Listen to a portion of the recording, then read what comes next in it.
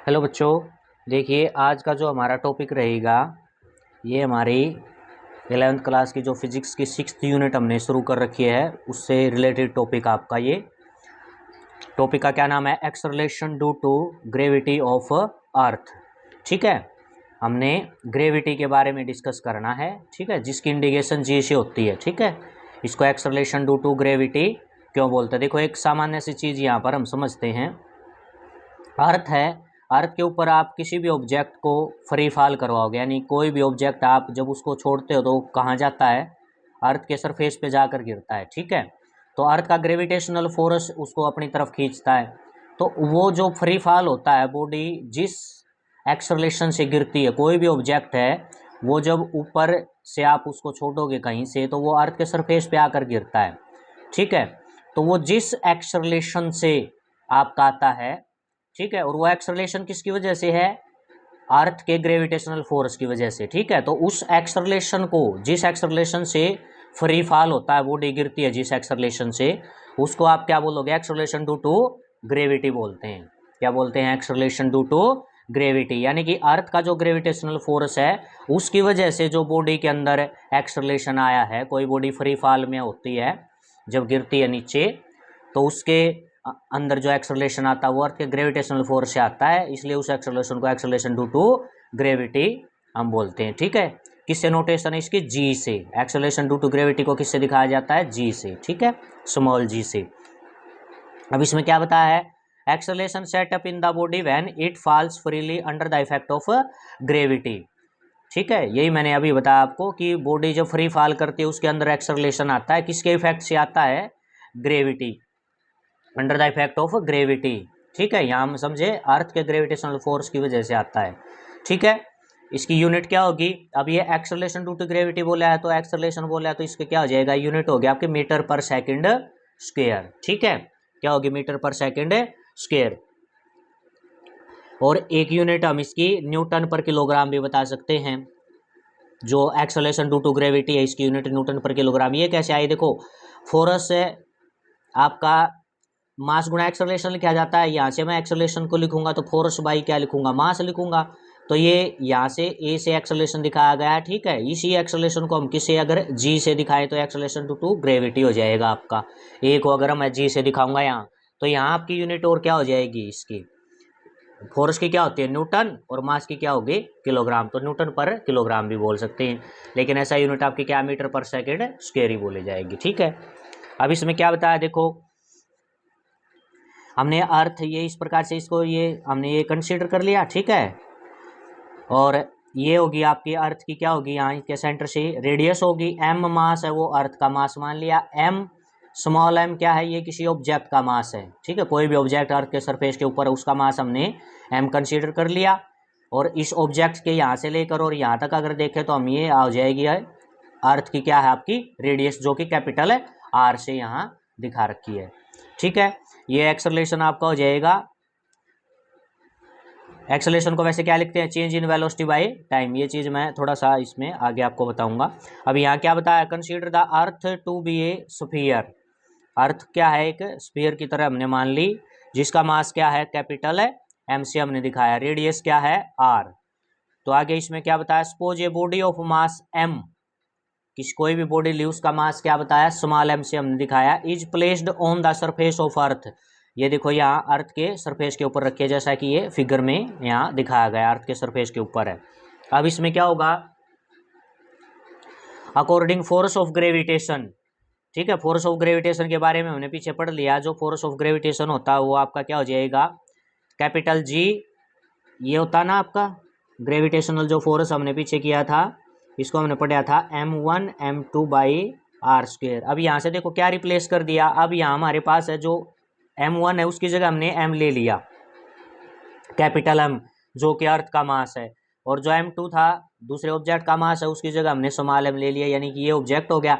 एक ऑब्जेक्ट तो यहाँ जो हमने लिया अर्थ के सरफेस के ऊपर उसका मास है स्मॉल m हो गया आपका, और ये अर्थ है, अर्थ का मास क्या हो गया, कैपिटल है M।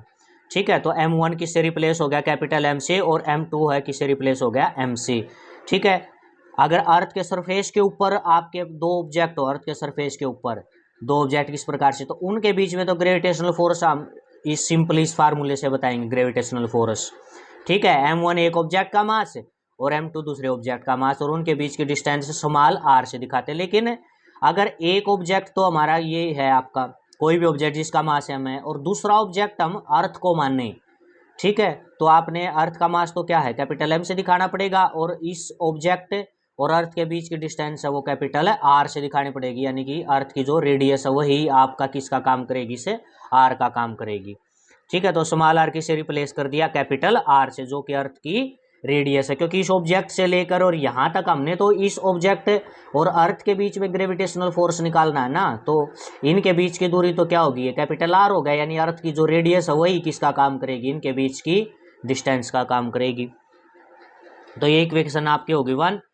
अब फोर्स क्या है, वेट के इक्वल होता है। कोई भी ऑब्जेक्ट है उसका जो वेट है वो अर्थ जिसको किसी भी ऑब्जेक्ट को अपनी तरफ खींचती है तो उसके ऊपर फोर्स लगता है, और वो अर्थ के सेंटर की तरफ होता है। तो जो ऑब्जेक्ट का वेट है वो एक प्रकार से क्या है, एक फोर्स का ही काम करता है।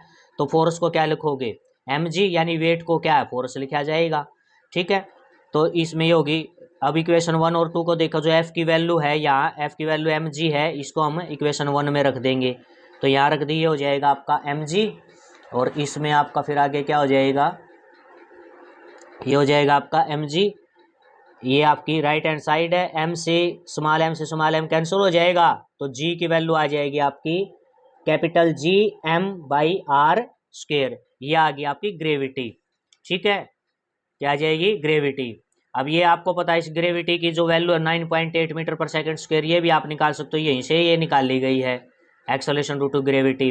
ठीक है, कैपिटल जो G है इसकी वैल्यू आपको पता है, पीछे भी हमने पढ़ ली है, ये यूनिवर्सल फोर्स कांस्टेंट है, इसकी वैल्यू क्या है 6.67 इंटू 10⁻⁻11 होती है, और अर्थ की रेडियस क्या है आपकी 6400 किलोमीटर। तो इसको आप ये वैल्यू है इसको मीटर में बनाओगे, और अर्थ का मास है उसको भी सभी वैल्यू आप यहाँ रखोगे, तो आपकी जी की वैल्यू आपकी क्या आ जाएगी, अप्रोक्स 9.8 मीटर पर सेकेंड स्क्वायर। ये आपकी स्मॉल जी की वैल्यू आ जाएगी। ठीक है, जो कि आपके क्या है, एक्सेलरेशन ड्यू टू ग्रेविटी है। अब एक चीज और समझने की, इसके अंदर देखो आपको पता है एक्सेलरेशन को सिंपली लिखते हैं हम change in velocity by time.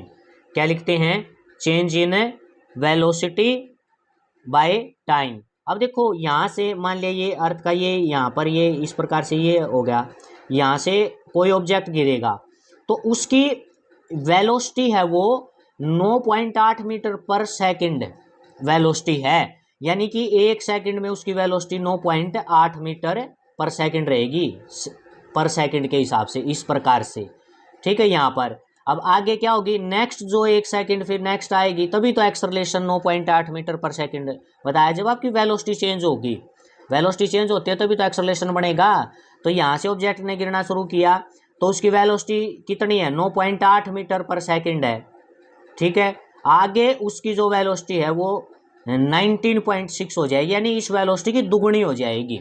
ठीक है, नेक्स्ट जो एक सेकंड आएगी उसके अगली सेकंड में उसकी वेलोसिटी यानी कि यहाँ तक कितनी रही उसकी वेलोसिटी 9.8 मीटर पर सेकंड। अब वेलोसिटी चेंज होगी तभी तो ये एक्सेलरेशन आपका 9.8 मीटर पर सेकंड स्क्वायर बनेगा, क्योंकि ये होता है आपका वेलोसिटी एक्सेलरेशन क्या होता है, वेलोसिटी बाई टाइम होता है। तो ये 9.8 मीटर पर सेकंड ये वेलोसिटी थी यहाँ से यहाँ, और कितने में टाइम कितना 1 सेकंड, तो ये ऊपर जाएगा तो सेकंड स्क्वायर हो जाएगा, यानी ये एक्सेलरेशन रहा 9.8 मीटर पर सेकंड स्क्वायर। उसके बाद क्या है, उस नेक्स्ट सेकंड के अंदर आपकी कितनी हो जाएगी, इसकी दुगुनी हो जाएगी, 19.6 मीटर पर सेकंड वेलोसिटी होगी। वेलोसिटी चेंज होगी तभी तो आपका क्या है, ये एक्सेलरेशन बनेगा, यानी कि इसकी क्या हो जाएगी, दुगुनी वेलोसिटी हो जाएगी अगली सेकंड में, यहाँ से यहाँ जब आएगा। तो इस प्रकार से आपका एक्सेलरेशन 9.8 मीटर पर सेकंड स्क्वायर बनता है यहाँ पर। इस चीज़ को आप ध्यान से समझिए। ठीक है, अब ये आपका क्या बताया आगे, the value of G is independent of mass. ठीक है, एक बार इस चीज को आप दोबारा से देखो क्या है। अब ये वेलोसिटी देखो चेंज होगी, ये आपकी फाइनल वेलोसिटी ये है, यानी कि 19.6 है। ठीक है, इस सेकंड में बताई, और ये जो आपकी ये थी यहाँ से यहाँ आया था जब आपकी कितनी वेलोसिटी थी, यानी ये हो गया आपकी 9.8। ठीक है, तो वेलोसिटी चेंज हुई है ना, ये मान लिया इनिशियल वेलोसिटी आपकी 9.8 और आगे आपकी अगली सेकंड में 19 पॉइंट है, ये आपकी 6 रही है। ठीक है, तो ये तभी आपका एक्सेलरेशन क्या 9.8 मीटर पर सेकंड स्क्वायर आता है। इसमें आगे क्या बताया था, the value of G is independent of mass. The value of G is independent of mass, size and shape of the body falling under gravity. इसमें क्या बताया है, जो जी की जो आपकी वैल्यू है, जी है वो ना तो मास पे डिपेंड करता है, ना बॉडी के साइज पे डिपेंड करता है, और ना बॉडी की शेप पे डिपेंड करता है। जो gravity acceleration due to gravity है, इसमें आप सेम हाइट से देखो, जैसे ये हो गया अर्थ का सरफेस हो गया, यहाँ से सेम हाइट से आप एक बड़े ऑब्जेक्ट को और एक छोटे ऑब्जेक्ट को गिराओ, मास तो अलग अलग होगा, बड़े ऑब्जेक्ट का ज्यादा मास होगा और छोटे ऑब्जेक्ट का मास कम होगा। अगर सेम हाइट से आप गिराओगे तो दोनों अर्थ के सरफेस पे एक साथ आकर गिरेंगे, ठीक है। क्योंकि यहाँ देखो ना, जो आपका एक्सेलरेशन ड्यू टू ग्रेविटी है, इसमें देखो आपका कहीं ऑब्जेक्ट का मास आया नहीं, ऑब्जेक्ट का मास तो आता ही नहीं, क्योंकि ऑब्जेक्ट के मास पे डिपेंड है, इसमें आया ही नहीं, तो ये डिपेंड कहाँ करेगा, ऑब्जेक्ट के मास पे डिपेंड ही नहीं करता है।